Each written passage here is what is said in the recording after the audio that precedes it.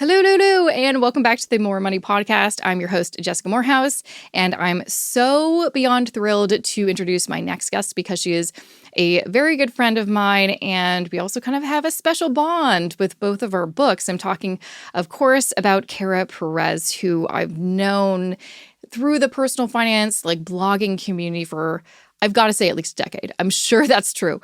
And what's really cool is she has a new book coming out, or her first book coming out, called Green Money: How to Reduce Waste, Build Wealth, and Create a Better Future for All.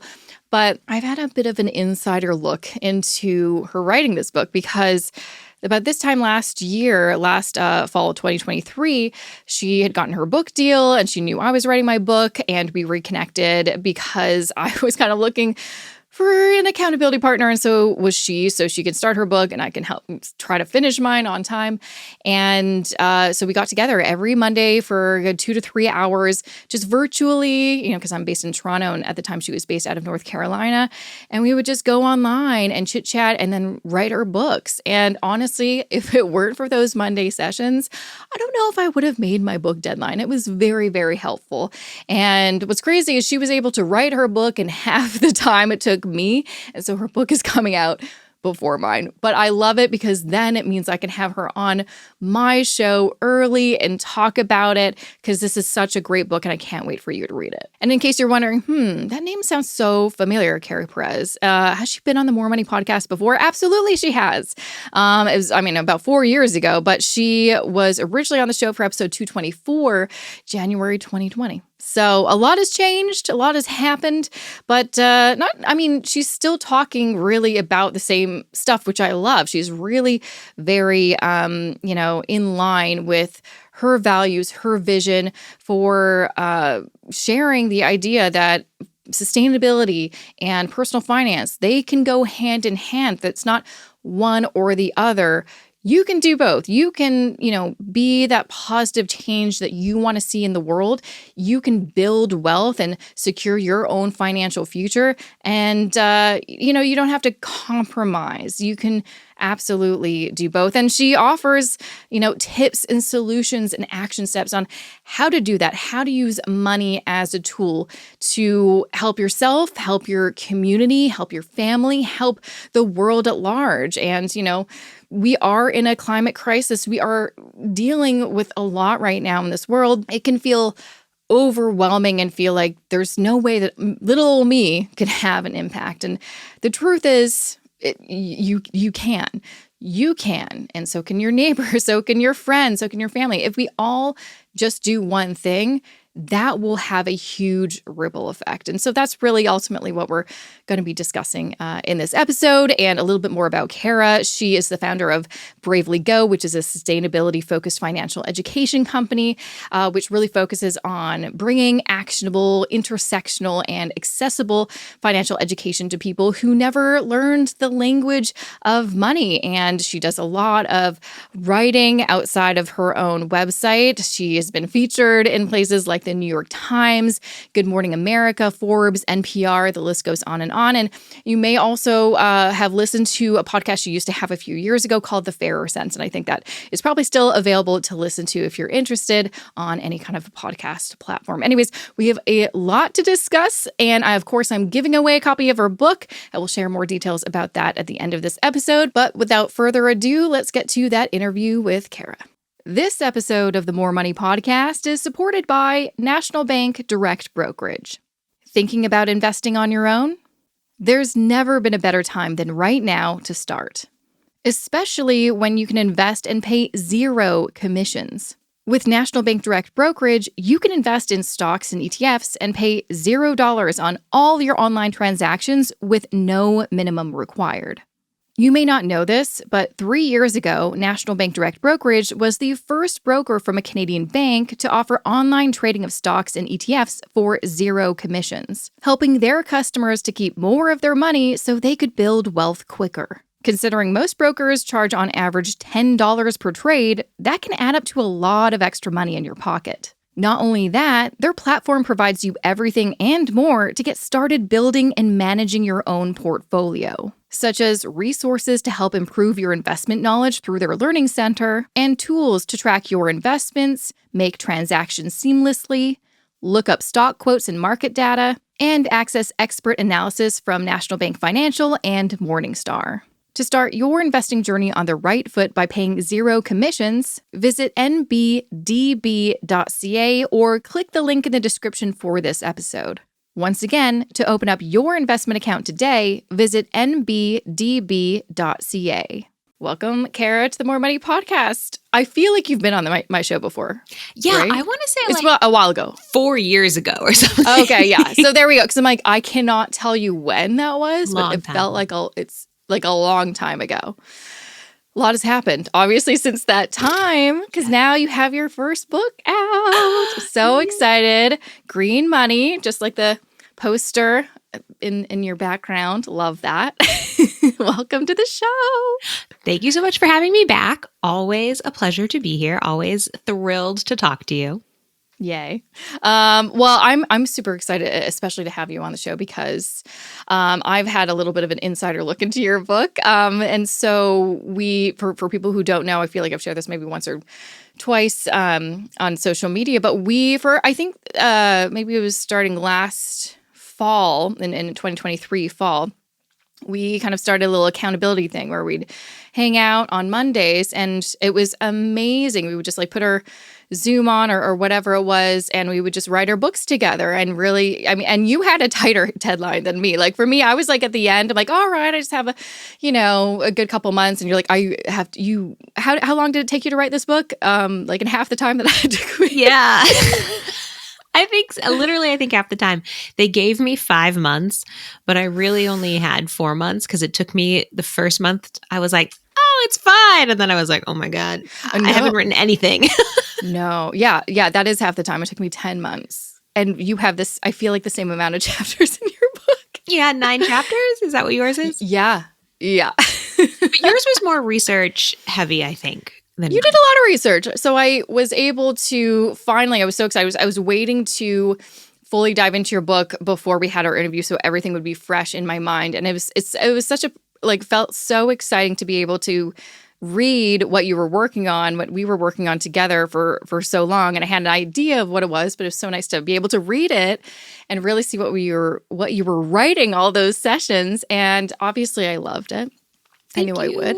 But I think it's such an exciting and important book, but more than that, very easy to get through. I mean, I binged it over the weekend, and I've read a few other books that are about sustainability and finance, and sometimes it can be very kind of textbooky, which is fine. There's a place for that too. You really made it easy to digest this information, and also you really had, I mean, it makes sense because you are this person, through the lens of someone who's not judgy. You're very supportive and very realistic as well. You will be like, I know it's not easy. I know easier said than done. Nevertheless, this is kind of important. So let's dive right in. Your book is called Green Money. Why did you want to write this book? Why did you think it was really important? I come from a low-income background and got interested in the world of money when I, much like you, was very broke and trying to pay off my student loans, which here in the United States is like a full-blown crisis. And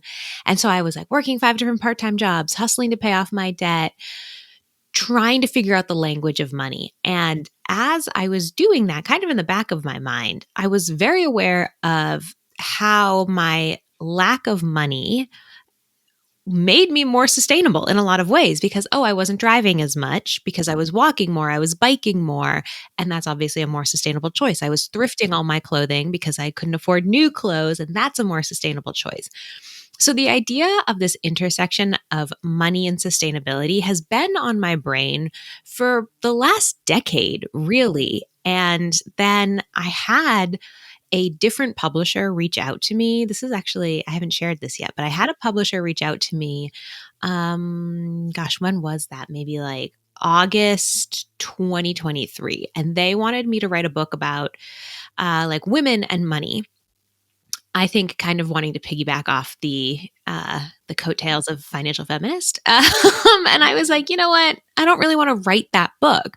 I would rather talk about sustainability and money, because there's so much overlap in these two areas, and it doesn't really feel like anyone is talking about this. And it was something that I had started talking more and more about on my social media platforms and in my newsletter, and demonstrating to people like, hey, my partner and I are a one-car household in a major city. Like, here's how we use our bikes to get around. Here's how I reduce, reuse, recycle in my personal life. And here's how it allows me to save more and invest more.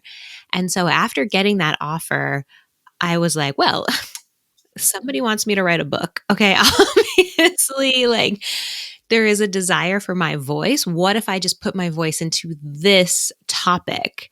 And it ended up working out. And I did get this book deal for Green Money so that I could write the book that I really wanted to write. Yeah, and I think it's a book that, yeah, I haven't seen this type of book on shelves, or it hasn't come across my desk at all in this type of form. And what I loved about it was it's not a preachy book. It's not, sometimes you talk to people in certain environmental circles and you leave and you feel terrible about yourself. You're like, oh my gosh, I'm the worst person in the world. I need to recycle more. Recycling's not even working. So I loved that you really laid it out, being like, listen, no one's perfect, but at the end of the day, we do need to take this seriously, because no one else is coming to our rescue. Like, it's just you and me, kid. So we need to figure it out. And I really loved the story that you shared in the intro. When you were in Costa Rica, you were on this beautiful beach, and yeah, Costa Rica is very well known for its, environmentalism, but there's trash everywhere. And I've been to places like that as well. And, I think most people would be like, what a shame, and then move on or go try to find a part of the beach that wasn't cluttered with trash. And you're like, well, I guess I'm going to pick up some trash. And then someone said, thank you so much for doing that, and then went on their way. And you're like, you can do this too. And I think that's so true. So many of us are like, oh, there's the people out there that are doing the work, but that's not me. But it's like, but if we all chipped in, if we all picked up a piece of trash, if we all did one thing, there is an impact. But, one thing you do discuss in the book is people have a hard time thinking it can have an impact. That's kind of the beginning of your book. It's like, why should I care? Why should I, change my lifestyle? I'm comfortable what I'm doing. So do you want to kind of speak a little bit about that?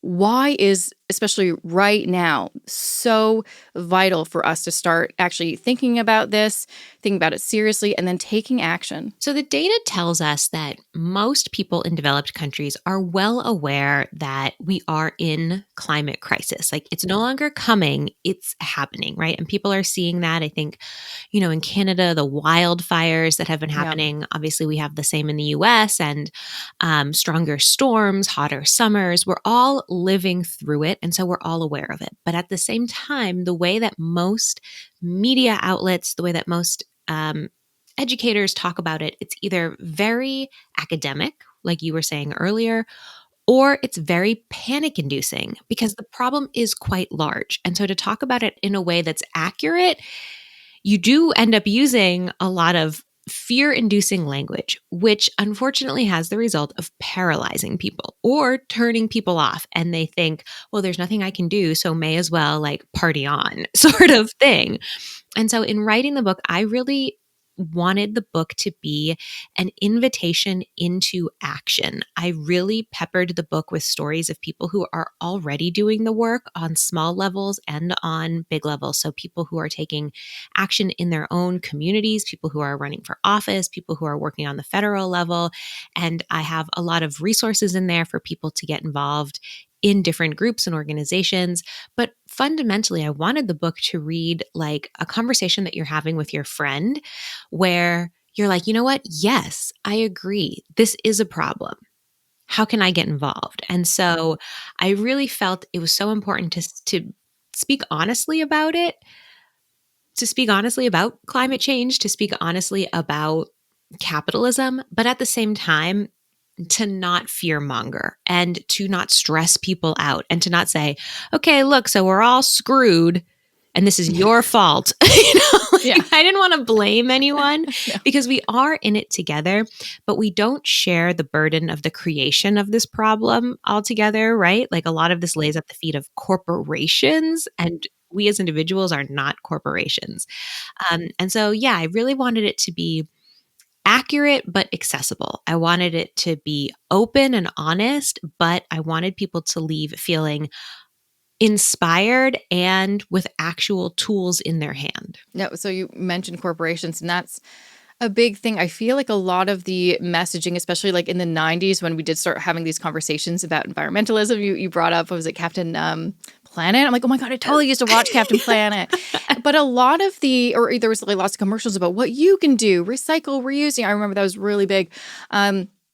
A lot of it was put on the individual. It's like, you should stop using plastic straws. You're a terrible person. You're like, this is not the thing. The real the real evil in this world that's killing our planet are these really big systems, these really big corporations. And I think when you realize that, that's also really hard as an individual to be like, so if I, even though I'm doing my part, but they're not doing their part, can I actually make an impact with, the tools that I have, the impact, the authority, the money that I have? Do you want to kind of speak to, even though this is true, the systems and the corporations are the biggest players in this situation, that doesn't mean that you are powerless. Yeah. And that's really what the final chapter of the book is about. It's like, okay, look, we've talked through how to spend according to your values. We've talked through how to invest sustainably via the stock market. We've talked through all the personal stuff. And the final chapter is about big picture, high level federal changes and people who are working on that and success stories, because I think it's so important to remember there are so many wins that we've already accomplished. Yes, we still have more to do, but we've already done a lot. And so what I really wanted to focus on with this last chapter is, okay, look, again, the scope of the problem is large, but let's accurately identify who's at fault. And we all live within these systems, right? Like none of us, it might be a nice fantasy, right? People say this like, I just want to go live in the woods. I just want to go live in the woods alone and like raise my own food and live with my friends on a commune. And it's like, in actuality, you're still going to need electricity. You're still going to need some sort of like water system. How are you going to clean your water, right? If you just live in the woods, you can't just drink out of a stream. So we can't fully opt out. And that means as we're opting in, how do we make decisions both on the individual level and on the collective level that push change forward? And that's why I really wanted to have a lot of stories of people who are rallying their communities, people who are working on one-on-one level, people who are working on the one-on-one level, I think is a better way of saying that.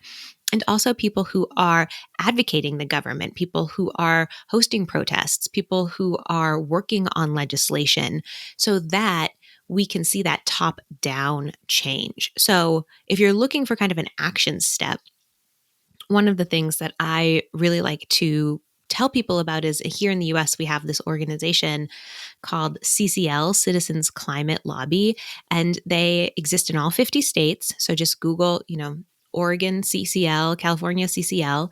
And what CCL does is they advocate for climate friendly legislation. So they're trying to get like a carbon tax put on the companies, the corporations that create the most carbon emissions. Because it's not about, hey, give up your car. It's about Exxon, which does fracking in West Texas, which is doing like deep sea oil mining in the Gulf of Mexico, and the emissions that Exxon is making. If we could get ExxonMobil to create 40% less emissions, that would go a huge way. That's so much more important than you and I's plastic straw, right? So there are groups and peoples doing that work. You just need to find them. And CCL is a great jumping off point. I guess the other thing, and there's a whole chapter on this greenwashing. So I feel like the idea of holding corporations more responsible, that's definitely been more, in the conversation over the past maybe decade or so. But there's also been this thing called greenwashing, which is corporations being like, no, we're playing by the rules. We're better now. We have this thing called, what was it that I had never heard of? It was like clean coal. And you're like, that doesn't make, you're like, I even knew that was a bunch of crap. You're like, that's not a thing. You can't make coal clean. So, again, do you want to kind of speak to like, what are some identifiers? Because again, we all want to support companies that are doing good. It is difficult to find out which ones are actually doing good and the ones that are really good at advertising that they are doing good. Yeah. So, greenwashing, just to define this, is when companies tell you that they are making environmentally friendly decisions, but they're not really, or they aren't to the extent that they have led you to believe. And so you see this a lot with packaging. It'll say like made with recyclable materials, but it doesn't tell you how much is the recyclable material. So it could be 1%, and they're not lying, right? Like 1% of that was recycled, but 99% of it is new raw materials and thus unsustainable. And so that's greenwashing, and it comes in many, many forms. And a huge part of greenwashing is what you've been talking about, of how a lot of companies have created the narrative of individual responsibility, completely sidestepping responsibility as companies. And they're like, hey, if you used fewer straws, right? Or if you recycled more, or whatever it is, like we wouldn't be in this mess. And it's like, we absolutely would still be in this mess because ExxonMobil is still fracking in West Texas. So that's what greenwashing is.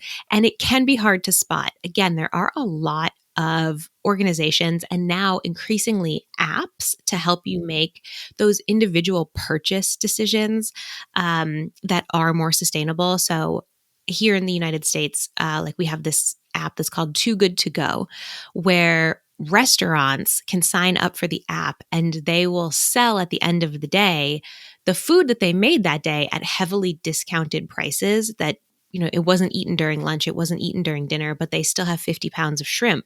And so they'll sell it at like 50% off, and you can buy it through the app and go pick up, you know, fried shrimp for dinner that night, and you get to save money, and they're not throwing that food in the trash, because food waste is a huge problem in the United States. And also it's very, very bad for the climate because rotting food creates more greenhouse gases, heats up the planet faster. So things like that are available. And then there's also a lot of designations you can look for when it comes to the products you buy. So things like fair trade designations, very important to look for. Something like union made is very important to look for. So educating yourself around this, and I have some tools in the book that people can use as a jumping off point. But again, like so many people are rallying around this, and every day I feel like there's another organization, there's another app, there's another like informational blog post. So there's a lot of resources out there now. Oh, absolutely. And, just pivoting a little bit to, we know as individuals, we need to do something. We need to hold these corporations more responsible. But, as the consumer, we have the biggest impact when we join up together, when we're in groups, when we're in communities. And I really felt, I really felt when I was reading your book and you talked about how we've really moved away from this idea of a community. We still use some of the language like, oh, it takes a village to raise a child. I'm like, where is this village? It doesn't exist. Everything is on us. And there's so much stats that you show that loneliness is a huge problem in our world that I don't think it probably existed as such 100 years ago.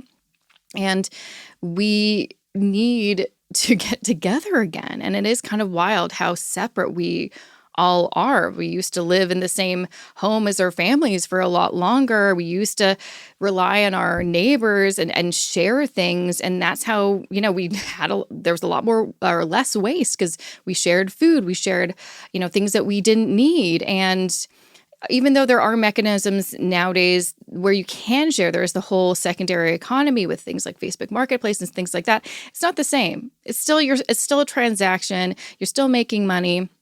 And you had so many great examples of how community not only feels freaking amazing, you make friends, you feel like you're part of something, you're not alone. It can also help your budget. It can also help others in need without this feeling of shame or anything like that. Do you want to kind of talk a little bit about why we need to get back to this idea that was around for thousands of years of the community? And that is really how we're going to start making real change.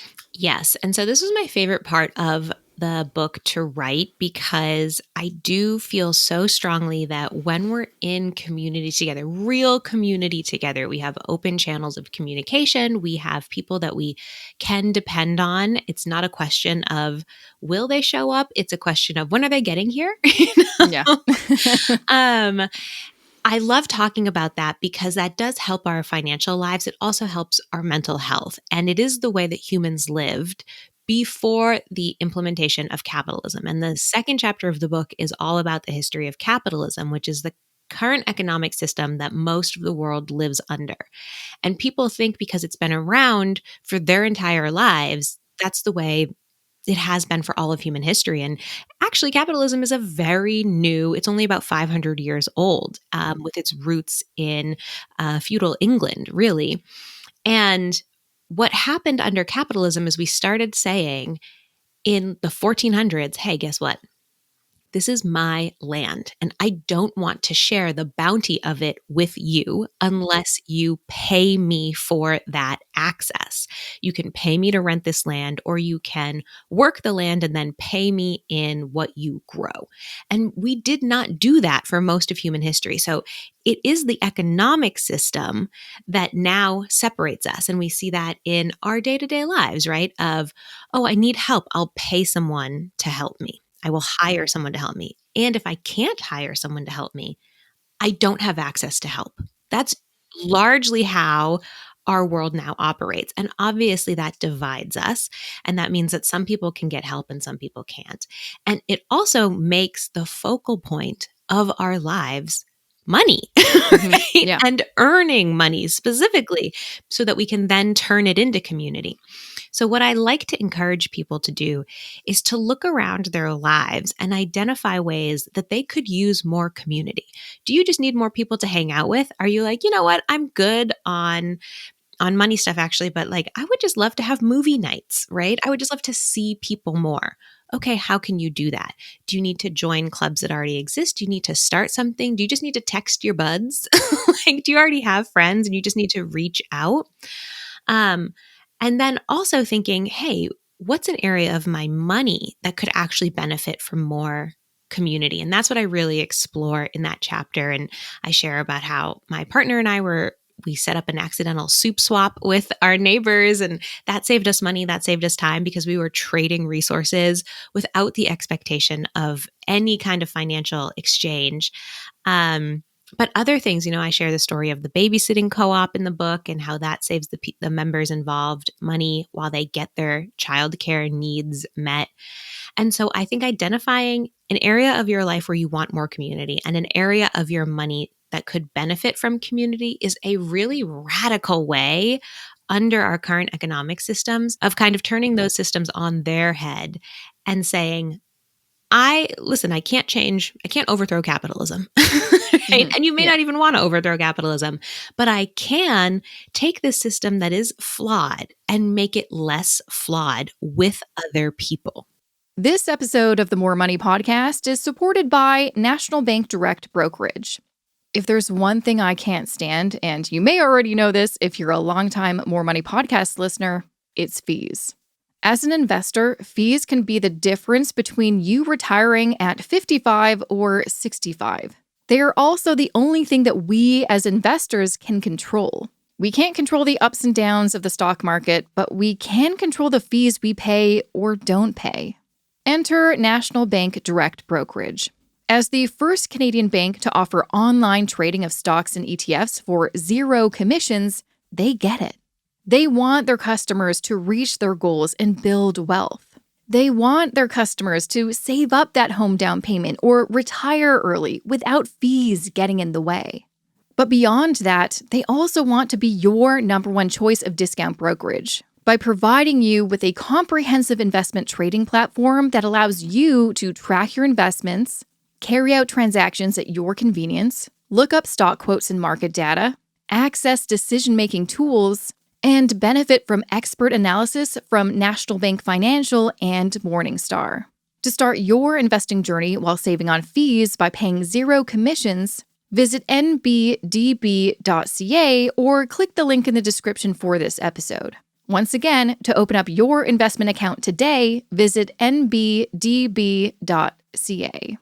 Now, when I was reading that section, I'm like trying to think of the communities that I'm part of that are free, that are not focused on having some sort of transaction. And I've got a few, but yeah, the one that I go, I go to a gym. It's like a group kind of fitness class, and it's not cheap. And it is a really big part of my kind of community. I see these people every day. I really love it. It's really brought me a lot of joy. But I'm like, this is also a paid thing. If I did not pay, if I missed a payment or I can no longer afford it, I lose access to that community. So it made me think about what can I do to either create other communities or be part of them where money isn't a necessity. It's difficult though. It's difficult. It can be. I will say though, I do feel like more and more people are coming to that realization that you had of, oh my gosh, I have to pay to hang out with my friends, or I have to pay to see people. And as things get more expensive, people don't want to pay as much anymore. People can't. So I do think there is a much more renewed interest, even in just the past like 3 years, of things that used to be more commonplace. And I mean, here in the States, I'm sure it's the same in Canada. We used to have, just one generation ago, way more, I'm going to call them like cultural centers. I don't mean like museums, but we used to have things like the Croatian American Society, or like the Elk Lodge, I think is what it's called. Just where people would just get together based on a shared ancestry or a shared hobby. And they might pay into it to like maintain the building or something, but you could come and go and they would host outings and stuff. And those have really suffered. We have lost a lot of them as the generation of people who kind of maintained them have simply passed away. And as like leases on buildings have gotten more expensive. So it's much harder to find like the Italian American Society today in 2024 than it used to be in 1984. And those used to be huge gathering places for people where you knew you had a shared interest, right? Like we're both Italian. Yeah. And that was all that you had in common, right? Yeah. But you got to meet people, you got to get out, you got to do things together. And so the loss of places like that, the loss of parks, the loss of third places has really impacted how we're able to gather outside of our homes. And so I think that's a big challenge. But as we have this renewed interest, I see it a lot on TikTok of people are getting together in parks and just reading. So they're going to public parks, they're just reading silently together. And then at the end of the like 30 minutes of reading, you can chat, you can mingle, and you get to meet people, but it has a $0 cost. So there is that energy for it that I'm very excited about. We just have to find the literal places that we can get together. Yeah. And it is becoming more hard because it's like, there's lack of parks, or sometimes it's like no big gatherings, or things like that. But like you said, if you want something like this to be part of your life and to help make change in whatever that could be, it could just be impacting other people's lives, or like you had the example of when you moved to North Carolina and you joined that group of planting trees, which I'm like, oh my God, I love that. That's so much fun. I don't know if there's something like that in Toronto, but you never know. That's, there's things that exist out there. And if it doesn't exist, maybe this is your opportunity to do it yourself. Mm-hmm. What I found over, my lifetime is usually when I'm waiting for something to happen or for someone to start it or to, someone to make an event, you're going to be waiting forever. You have to do it on your own. And just think of the impact and the power of doing that. That's really cool and exciting. And just, you never know where it can take. Someone had to start all those events anyway. And that person could be you. I think it's, amazing. But it's, I love that, the tree, like that whole story. I thought that was amazing. In North Carolina, they didn't have trees. I always assumed, it was lush with trees, before, us pioneers came over and chopped everything down. But no, that wasn't the case. It was, what was it, in the 1920s or 30s that they started planting trees? Yeah. So where Charlotte currently is, obviously there are trees in North Carolina, Yeah. but where Charlotte specifically did not have large tree cover. It was not like a forested area. It was fairly open. And so people built there because they didn't have to knock down any trees. And then it started getting very hot and very windy. And the buildings were suffering, the people were suffering in the 1920s. And so then they, in the 30s, started planting these trees super aggressively. The city was like, we need trees. And they planted thousands of trees that now are still there in Charlotte that we are all benefiting from in Charlotte, except now they're 100 and they fall down easier. Yeah. Like, same as with humans, like trees get old and more fragile. So what the group that I volunteered with did was plant more trees and pulled down older trees that were really already dying and then replaced them to keep that canopy. And it's just like, yeah, here we are continuing the journey that was started 100 years ago. Like, what an incredible legacy to be a part of. There's another really great example you give, I think near kind of the end of the book, where there's this woman that started this kind of sustainable farm that people could be part of. It was kind of like community garden kind of situation, which I love community gardens. I love that they're becoming a lot more popular, especially in urban areas like I live, because again, there's your sense of community. You can garden with people. How lovely is that? You can grow your own food or share that food if you don't need it. But also getting back to earth. And I feel like we are so online and on our screens all the time, doing things that are tangible, and things like gardening are just like so impactful and so important. But yeah, do you want to kind of speak about, I thought that was just like such an interesting story of this woman seeing a need and seeing people that were being impacted by like food insecurity. And I'm like, I'm going to start like a farm. Yeah. So what's so cool, going back to what you were saying of, sometimes we look around and we see a need, and if you can't find anyone else doing it, what a fantastic opportunity for you to start. But I also want to be mindful of, like, people have different levels of energy, of extrovertism. I mean, like, I certainly wouldn't expect like a single parent of 4 children to be like, I'm going to start my community garden, Yeah. because we all have different demands on our time. But if you are seeing something like in the book, this woman, this Black woman was like, hey, guess what? Like, Black people in New York City are being negatively impacted by the way we've built the city, and we have less access to fresh food, and we have more access to packaged processed food via like tiny convenience stores as opposed to larger grocery stores. And she started a farm in the Bronx. The Bronx, I think, Wow. or Brooklyn. Sometimes I get them confused because they both start with B. They start with a B. Yeah, I get it. So fact check me via my own book, but and she has devoted her life to the concept of food justice, which is that everyone has access to healthy, fresh food. And she did that because she identified the need and she had the desire and the passion for it, but she didn't do it alone, right? Like, yes, she had the initiative. She got it started. She started pushing the ball, and then other people rallied behind her and also pushed. So sometimes too, you have to remember, you might be the person who says the first thing, and then as soon as you say it out loud, someone's like, I'll help you with that. Yeah, absolutely. I also want that. So you don't have to like carry the torch alone forever. Yeah, no, exactly. And yeah, sometimes it's something that you start and then, yeah, people can continue it. And if you don't want to do it anymore, you can leave. I think some people are afraid of starting because they feel like they have to do it forever. You're like, no, you don't. You can start it. It can grow into its own living organism and just live after you decide to leave and do whatever you want. And I felt that's really the feeling I got after finishing your book. Is it made me feel like I should really take a look at my life and see what I can do. I think a lot of people, myself included, sometimes use the excuse that I don't have time or extra resources. I can't. And then I think about how much TV I watch or how much time I waste on social media. And you're like, yeah, you probably do have the time.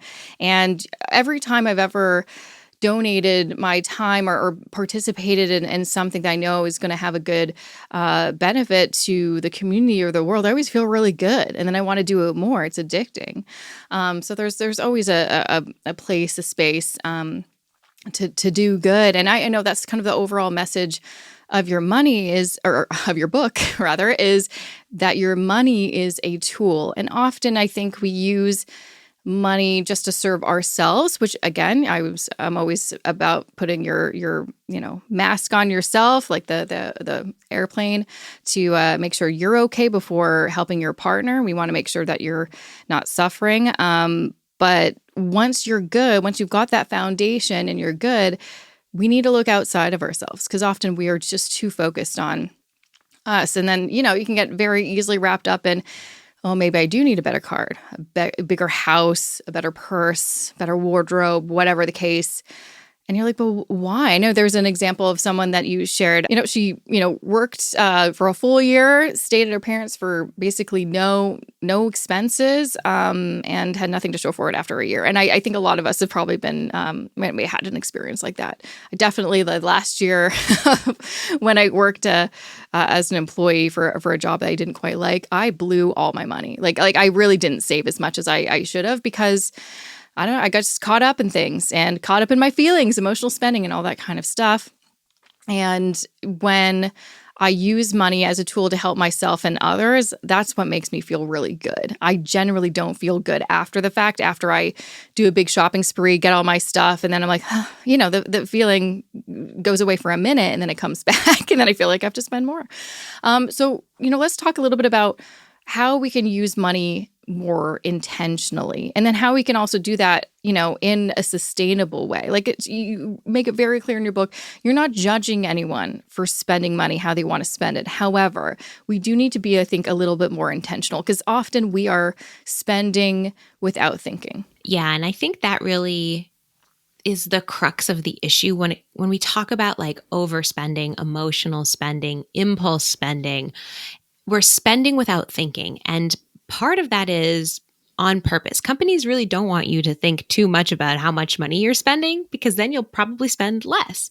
So we live in this world where it's just a constant barrage of ads, right? Like think about how many ads you see in a day. Like if you spend an hour on TikTok, you easily saw 60 ads, because like every third video, there's an ad, right? Or if you're on Instagram stories, there's an ad in between stories. There's a sponsored post, listening to the radio, driving by billboards. Like there's ads everywhere trying to separate you from your money.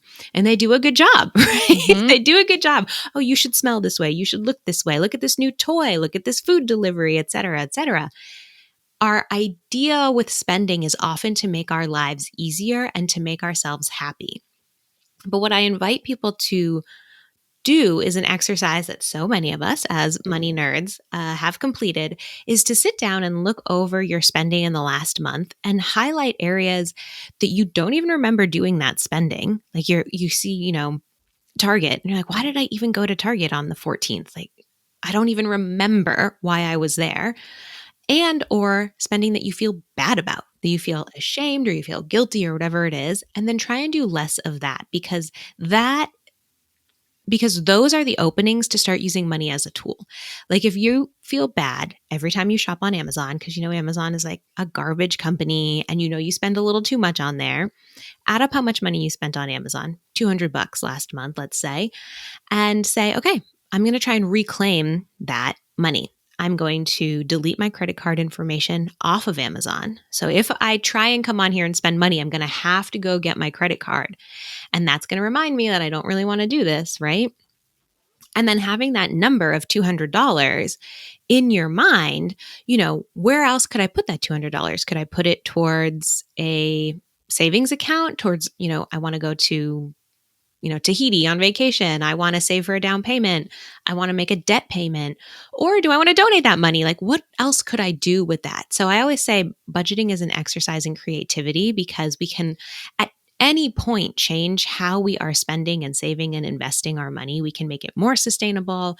We can make it less sustainable, right? Like you can do anything with your money at any point. You have to know what your financial picture looks like before you can change that. But I encourage people to do that exercise and then to think about where they want their money to go. I often hear from people in my own money coaching practice, oh, I want to support local businesses. I want to support women-owned businesses. Okay, so that $200 that's not going to Amazon, what local business can you spend that at? What were you buying on Amazon? Was it like tools? Can you find a local hardware store? Right? Like, okay, let me go spend $100 there. I'm still getting the tools that I need, and I'm keeping the money in my local community, which is values aligned. And so that's the way to start thinking about money as a tool instead of making Jeff Bezos even richer. The man has enough money.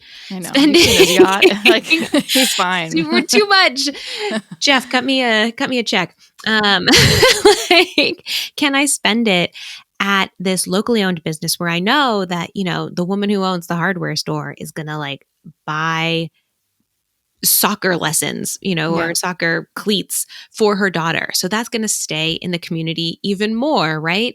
I like to think about where the dollar goes when I spend it on a huge corporation. It just goes to Amazon HQ, right? But when I spend it on a local business, that stays where I am and that builds my community and that makes me feel good. Yeah, exactly. It really makes me rethink where I shop for groceries. I shop at, and it's a thing that it's a habit I've had for a few years. I feel like I mentioned this on another episode. So I'm like, I really need to do this. There's a grocery store, a big, box grocery store right near me that I go often to get, things here and there. But there's also kind of a local little market. And then there's another little local Italian market. And I've never been in them. And I've been here in this neighborhood for a good, I think 3 years now. So sometimes it's about looking at where are you shopping and being like, what? And then looking at, some of those organizations being like, oh my gosh, I didn't actually realize that me buying tomatoes at this grocery store meant that I'm also supporting XYZ. I need to change my route, my routine, because we need to get out of that system a little bit. The last thing I kind of want to touch on, and you talk at length about this, which I think is really helpful, is the investing side. I often hear the argument that you can't build wealth or can't achieve things like financial freedom and also be sustainable. It's a either or, and I think often we think of the stereotypes of like the hippies who have no money and they're living on a commune or in the desert because they're rejecting, material goods. It's like, that's one way you could do it, I guess, but that you don't have to go that far to really make sure that you are being more sustainable and your money is doing good and not just making the rich richer or these corporations able to continue to pollute our world. So when it comes to investing specifically, and thank goodness sustainable investing has become a lot more accessible in the past, I'd even say 5-10 years. There's still a lot of people thinking that you can't get the same returns if you invest in this way. Do you want to kind of, what was your stance on that? I know there's stats that debunk that, but I'd love to hear from you. Yeah. So, man, I always think of investing as kind of like the heart of our big picture financial systems. I always say, like, if humans disappeared off the face of the earth, the stock market would stop. The trees would still grow, right? Like fish would still swim in the sea, but the stock market is not naturally occurring. It depends on us. And so our actions dictate the stock market. But at the same time, the stock market's been around now for about 100 years and it has laws. It has not every company in the world is in the stock market. So it has limitations that we have to work within. And so that is true of sustainable investing. There is no one perfect sustainable investment that will always earn you money and that will never, ever do anything bad in the world ever. And you have to accept that there is going to be nuance in your sustainable investments. Otherwise, you can't do it. So for me, I don't invest in fossil fuels. I don't invest in Shell. I don't invest in Exxon, right? Like oil, coal, gas, not for me. Because I'm an environmentalist and that's very important to me. However, I do invest in technology companies that are like mining for lithium, and that's not environmentally friendly, right? I have made the decision that these three things, oil, coal, and gas, which we have tons of data on in terms of their relationship, their causal relationship to climate change. Those are the resources I will take my money out of. Those are the resources I will not fund. I have to make a compromise with my other investments. And so that means I own a lot of tech companies. Tech companies have been performing well. I like to tell people I got a 17.5% annual return on my investment portfolio in 2023. And so 17.5% return without fossil fuels, fantastic, right? Like I feel great about that. That is building me wealth. That is making me financially stable in the future when I'm 60, 70, 80, and I'm going to need that money. And I'm doing it in a way that is values aligned. And I'm working within an overall system that is flawed. So I can accept, hey, in order to survive under capitalism, I need to invest in the stock market. That's a compromise I have to make. However, I don't have to fund every single bad company ever. I can opt out of these 500 companies that deal with oil, coal, and gas. I do need to make another compromise, understanding that there's going to be other companies that are not perfect that I am going to invest in. And that's okay, because it's not on me to change the whole system with my $200 worth of investments each month, right? And nor is it on anyone who's reading my book to like bring about the revolution. That's not what it's about. It's about making better choices under the systems we live in. Just for anyone who, I think you're an index investor, largely are, and so am I. The good thing is, I think a lot of people are like, oh, but index investing is about investing the entire index. How am I going to do that? There's a bunch of companies that I don't like. There are luckily now a lot more index funds that are ESG specific. And again, like you said, they're not going to be perfect. You're going to take a look at the companies inside there. There's going to be ones that you don't like. So it's up to you to decide and compare the different ESG index funds, which ones are the most in alignment with your values. And yeah, you're going to have to make a compromise. There just doesn't exist there. Believe me, I've been looking. There's no fund that exists that has it done perfectly. And I think it's because we're still in the early stages of this type of investing. But just know, if you wanted to invest this way 10 years ago, it would have been actually impossible. Literally impossible. Maybe there's one fund. So there's a lot more options now, but you do have to find them. Like not all robo-advisors offer these types of portfolios. Not all ETF providers have these kind of portfolios. So you do have to do a little research, but I thought you did a really good job. So I highly recommend getting Kara's book to read even the specific part of really breaking down the different types of sustainable investing, because there's not just one way. There's, positive screening, negative screening. There's all these different strategies out there. So it's really important to understand, what's going on. And the fact that you don't just have to, if you want to be a sustainable investor, that doesn't mean you're just investing in windmills. Like you need to still be diversified. Yeah, you need to invest 100%. in other things. And as the world grapples more with climate change, like honestly, just in the last 5 years, we have seen a huge investment into clean energy. So you can invest in windmills, you can invest in wind energy, you can invest in solar energy, right? Mm-hmm. There is a push for nuclear energy, which is a little back and forth with some people, but there are a lot more options. And to your point, 10 years ago, there were basically none. And so in 10 years, there will be more, right? The more that we push for this, the more that we ask for this, the more that we vote with our dollars, the more opportunity will come for us to be sustainable investors. Well, before I let you go, is there anything else that, we didn't cover that you want to make sure listeners know about? The fact is, everyone can be more green with their money. Every single person, no matter what your stance is on anything, there is something that you can do. And I guess, if you want to leave listeners with something, what would be a good, simple action step besides grabbing a copy of your book? What is something that you could do today to make a little bit, the world a little bit greener? Really, the easiest thing you can do with your money to make the world greener and to make your money greener is to switch banks. Get your money out of Chase, Bank of America, Wells Fargo. There's like Royal Bank of Canada, I think. Ooh, yes, you do know a Canadian bank. Yeah. Take your money out of there. I know. It's going to be it's probably like, I don't know the stats on all the big banks in Canada in terms of who they're supporting and whatnot, but I'm going to assume all the big banks are probably supporting companies that don't make you feel good.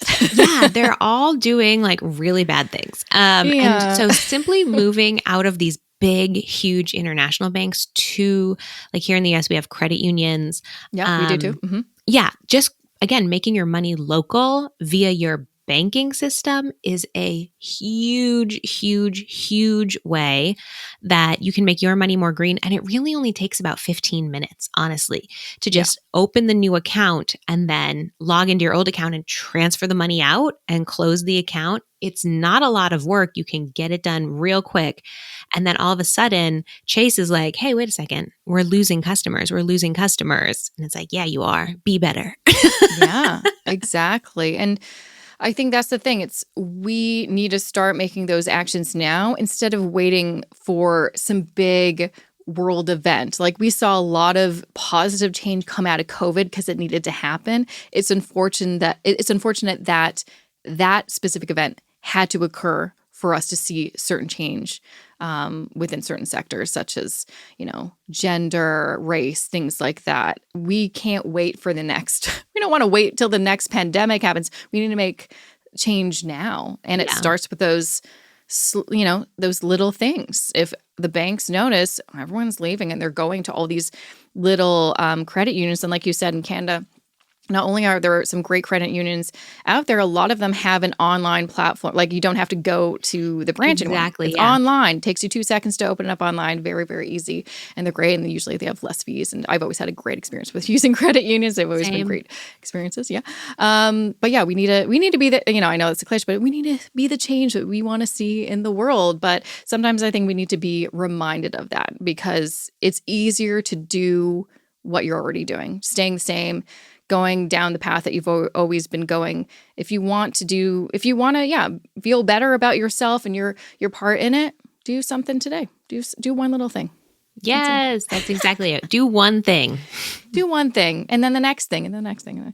Okay, before I let you go, where can people find a copy of your book? I know I'm going to have this episode coming out near when your book is actually out, but if people want to check it out or pre-order, what's all that good stuff? So it is available on Amazon Canada. And I know I've talked a little smack about Amazon, but it is available there. Unfortunately, as authors, we know that it's like 80% of the book. It's the biggest book retailer in the world. It really does. So we do have to somehow. There's no way around it. But I know your book is on. Was it bookshop.org? Yes, and it's also on Indigo.